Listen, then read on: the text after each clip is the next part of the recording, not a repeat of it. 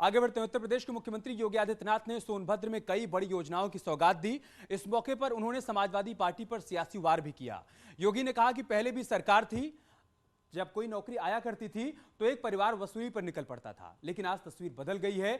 UP में सरकार ने गुंडा तंत्र को पूरी तरीके से खत्म कर दिया है, सुरक्षित माहौल देने का काम किया है, लेकिन इस पर सियासी दंगल भी छिड़ा हुआ है।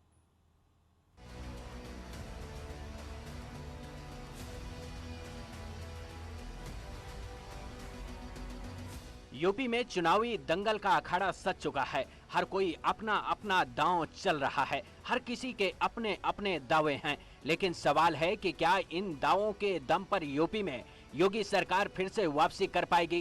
क्योंकि योगी सरकार लगातार कानून व्यवस्था को आधार बनाकर विपक्ष को घेरने की कोशिश कर रही है। मुख्यमंत्री अपने शासनकाल के राम राज्य का हवाला दे रहे हैं और गुंडा राज का डर दिखा रहे हैं।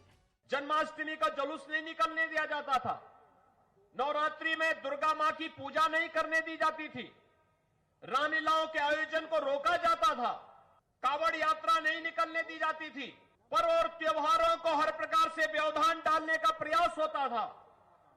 लेकिन भाइयों बहनों, अब तो दंगाइयों को जहां जाना था वहां पहुंचा ही दिया गया है। कोरोना भी आपके पर्व और त्योहार को नहीं रोक पा रहा है।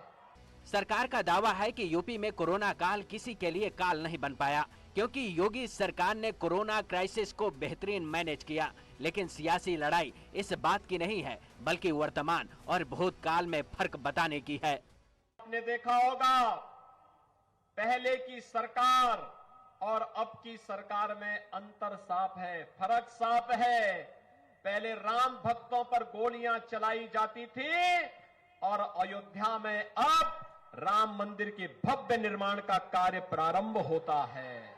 वैसे तो योगी सरकार सोनभद्र को सौगात देने पहुंची थी, लेकिन 2022 की सियासी लड़ाई के बीच गुंडा राज पर आक्रामक सरकार ने चुनावी मुद्दा बना लिया, जिस पर अखिलेश यादव ने पलटवार कर दिया। पिछली सरकारों में भू माफिया, खनन माफिया, वन माफिया, पशु माफिया और हर प्रकार के माफिया हावी होकर के प्राकृतिक संसाधनों पर लूटपाट करते थे। वर्तमान सरकार में माफिया की जगह जेल होगी या दूसरे लोक में होगी, सोनभद्र में नहीं होगी। वैसे आरोप प्रत्यारोप का दौर जारी रहेगा, क्योंकि सियासी लड़ाई सत्ता की है और सत्ता को पाने के लिए जनता के बीच सियासी नूरा कुश्ती जारी रहेगी। लेकिन आने वाले समय में लोगों को ही तय करना है कि किसके साथ जाना है और किसको सत्ता से बाहर रखना है। Bureau report, network 18।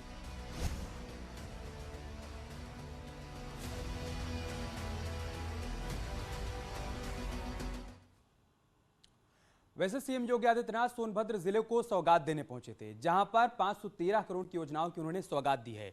जो बड़ी बातें रही हैं उनके दौरे के दौरान की जो सौगात उनकी तरफ से दी गई वो हम आपको बता रहे हैं। 513 करोड़ की योजनाओं की सौगात सीएम योगी आदित्यनाथ की तरफ से वहां पर दी गई। 350 करोड़ की 50 योजनाओं का इस दौरान उनके हाथों लोकार्पण हुआ है और 167 करोड़ की 30 ऐसी योजनाएं हैं जिसका सीएम योगी आदित्यनाथ ने वहां पर शिलान्यास किया है। अंत्योदय कार्ड धारकों को मुफ्त राशन मिलता रहेगा, इस बात का ऐलान भी उनकी तरफ से किया गया। रेहड़ी, मजदूर, रिक्शा चालकों को 500 रुपए हर महीना आगे भी मिलता रहेगा। यह ऐलान भी सीएम योगी आदित्यनाथ ने यहां पर सोनभद्र में रैली के दौरान किया है। एक छोटा सा ब्रेक लेंगे, बहुत जल्दी।